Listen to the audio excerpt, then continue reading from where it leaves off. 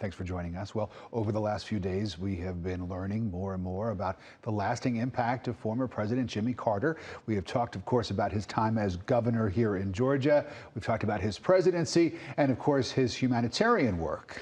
But he was also a teacher, a professor to be exact. Atlanta News First reporter Don Shipman is outside Emory University, where President Carter spent nearly 4 decades teaching the next generation of Americans. The former president hasn't made an appearance here on campus in a few years now, but he has certainly left a lasting impression on both colleagues and students. Former President Jimmy Carter may best be known for his time in the White House, but here at Emory University, he's known by students as Professor Carter. I think more broadly, President Carter will be remembered as one of the great Americans of the late 20th and early 21st century. The former one-term Democratic president joined Emory's faculty in 1982, spending more than 4 decades as a university distinguished professor. Up until a few years ago, he would visit campus every semester.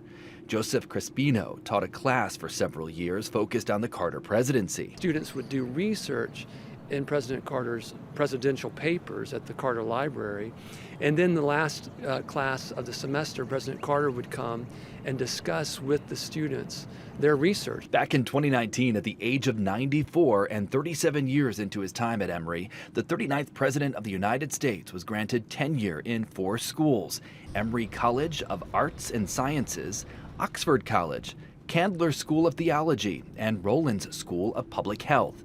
While Carter would often lead lectures on campus, his Carter Town Halls became a fast favorite among freshmen. He would come in and tell the students kind of what he was doing and give them kind of advice on, their careers here at Emory. And it was always a highlight of the academic year here at Emory. And some of that advice: don't be afraid of failure. Crispino pointing out that the former president made it all the way to the highest level of American politics only to experience defeat. But he did not let that failure stop him from finding other ways to help so many people around the globe.